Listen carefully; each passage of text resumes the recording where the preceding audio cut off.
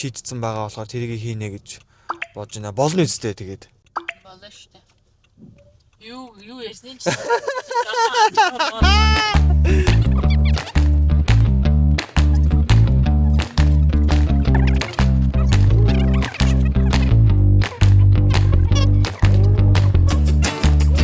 За ерөнхийдөө маягаас ойлгосон биз дээ.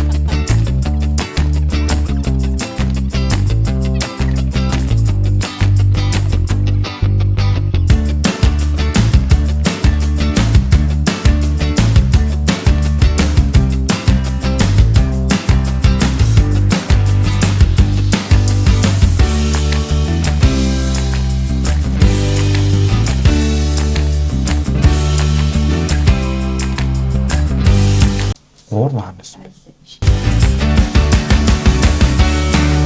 Та өөрөө нэг танилцуулаач. За намайг агент Хотгуулцэг гэдгээ. Болсон. Монгол улсын хаалттай үе дээр нэгэд орхицсан тэнгууд гинт гаднаас улс ирэх, тог ирэх ч юм уу тийм үе дээр янз бүрийн нэг аюулгүй байдлаасаа тэр талаа аягуулсан хангах хэрэгтэй. Тэгэхээр эргээд лист үсчээд гарахтаа заавал бүх юмнуудаа шалгаад, унтраагаад, цонх нь онгорхой байсан бол хаана хаалттай байгаад хүмүүс хүсээд онгойлгосон бол заавал хааж гарах мэтчлэнгээр дараа нь тийм аюулгүй байдлынхаа аягуулсан хангаж заяа. Манай шинэ агент ойлгож авсан биз дээ. Хэрэгжүүлээ явчихна гэсэн тийм. Энэ санал бодлохоор бол энэ би саяны байрыг ерөөдөө яагаад авах хэрэгтэй юм бэ? Ер нь даваа талууд гэвэл шин юм байна. Тэгээд сайхан хотхны зохион байгуулалттай. Тэгээд өрөөний зохион байгуулалт гоётой юм байна. Уршин арсан 2 цонхтой, зүүн арсан яг хотхон руугаа харсан цонхтой. Тэгээд хотын төвдөө бас энэ юм бол нэг халдвартаас бол нэг холдгуул юм байна л да. Хамгийн давуу тал нь хэм бол ойрхон сургууль цэцэрлэг ашиглалтанд орж байгаа юм байна.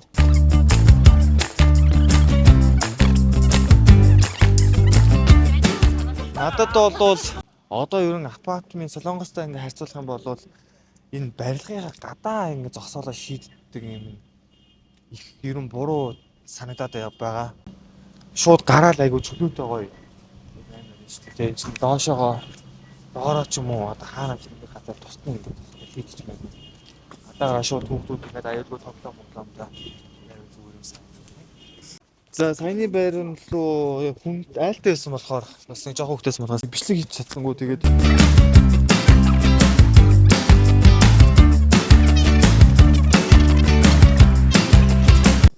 өөртөөсөө судалсан байт юм байна.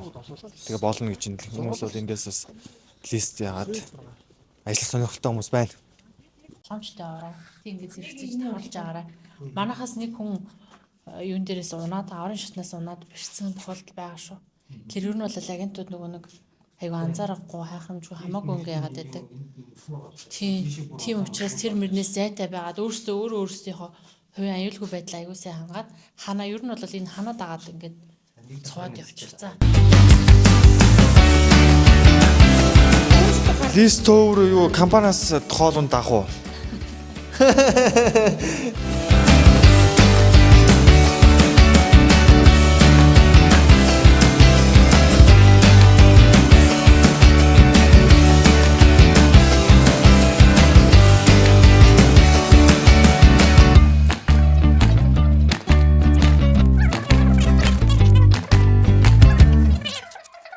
Бүх юм гоё хүнээ бодсон. Тэгээ үнийг метр квадратны хувьд гэсэн баг залуу гэр бүл залуусыг бас дэмжсэн тийм төсөл тийм өнгөтэй хүн инженерийн гоё шийдэл энэ төр байх юм бол ажиллах өнгөө сонирхолтой байх. Түүнээс нэг бол энэ хитэн төгрөг хийчихье гэсэн бодолтой тийм төсөлд бол мэдгүй. За бид нар ингэ явж байна цаашаа.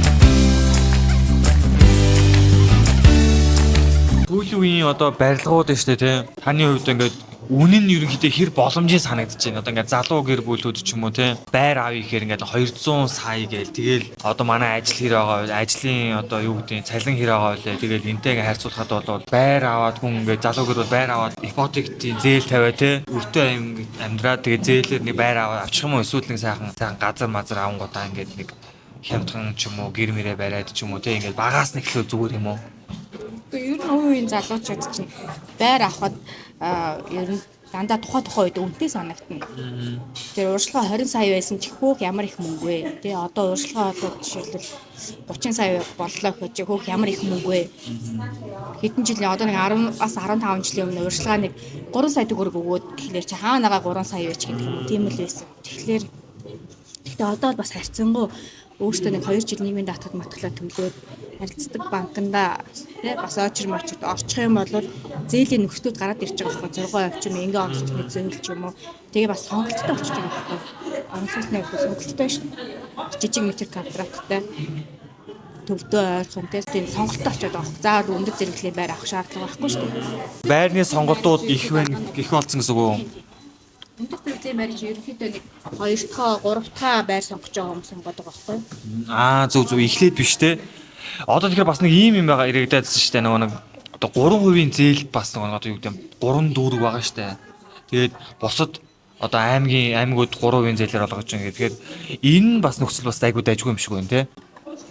Хотоос одоо юу гэдэг нэг багнуур дүүрэг ч юм уу эсвэл налах дүүргэд байр одоо баригдаад тэрэнд одоо залуу хүмүүс нэг 3%-аар ингээд лизингээр байр авчих бол боломж юм шүү. Өөртөөх нь ажил мэргэжилтээр тухайн дүүрэгт нь ажилд амьдрах боломж болцоо байх юм бол зүгээр шүү дээ. Тэгвэл тэгээд нэг 3% үдээ зээлэнд болоод энд ажил байгаад байхаа заавал тийшээ явна гэхэлэр чинь бас жоо амьдралгүй болчиход байна л та.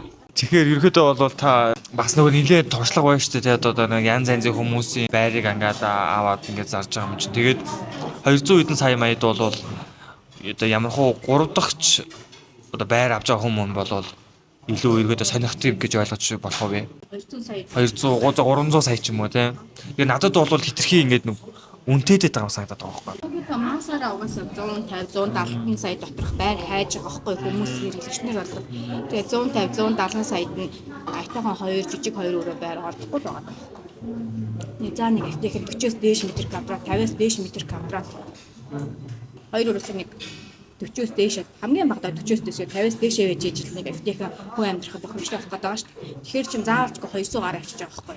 Тэгэхээр ерөнхийдөө бол бас миний ингээ бодоор бол түрээсийн зах зээл одоо яг энэ дээр ингээд нэмэгдээд амар орж ирэх юм бол бодогдоод байгаа байхгүй юу. Тэгэн гоо залуу хүмүүс эхлээд яах вэ гэхээр жоон түрээсээр ингээд бие дааж өөртөө ингээд амьдарч үзээд тэгээ за иймэрхүү байр иймэрхүү байд юм байна иймэрхүү байр сайн судалгаа бас хэрэгтэй юм шиг байна. Тэгээ өөртөө одоо бид нар үйлчлүүлэгч нар өөрийн гэсэн бас нэг боловсралтай гэх юм уу те сайн мэдээлэлтэй болох нь бас зүйтэй биз дээ те. Өөрийнх нь амьдралын хэм маяг ямар орчинд авчирч байна вэ? Ингээд хоёулах нь авч 3 өрөө байх юм уу тийм. Гэтэл мэдээж хүүхдтэй очих юм бол одоо сургууль зэрэг байна шүү дээ. Тэг шүү дээ те. Лайфстайл гэж байна. За хоол гэхлээ. Чиний хоол ингээд иж бүрдэлтэй нэмэх. Тийм. Ийм хоол зэрэг бид нар эдэндээ Ямар агуу юм. Амжилт. За амжилт. За хоол идчихээ. Хоол авч идэх.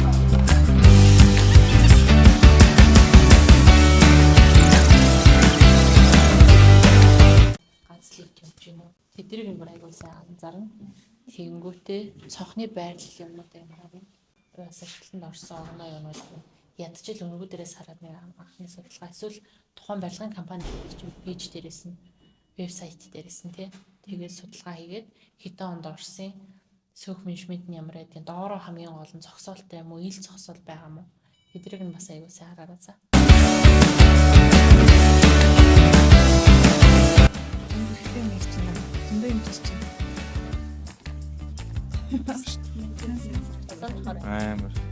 Амар хичээнгүй.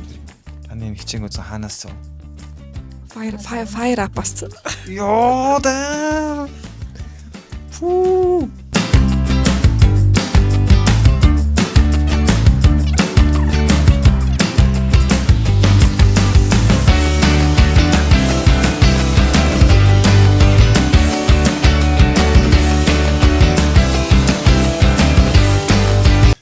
байр шил их сургуулиудтайгаа ойрхон, төв замтайгаа ойрхон.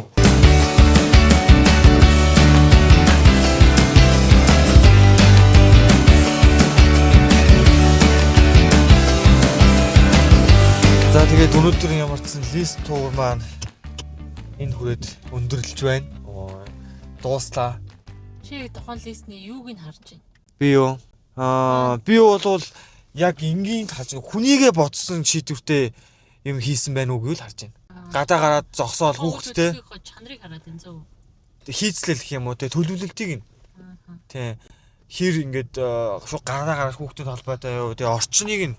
Тэгээ маргааш манай яг нөгөө нэг менежер агент маань бас нэг лист өгөн тэрийг оож танилцсан. Тэгээд ихэд тэрэн дээрээ бол бас идэвхжүүлэлт энэ хийгээд ажиллана. Тэгээд дараагийн туураар ч юм уу дараагийн гоё шинэ бичлэгээрээ уулзцай. Турбака.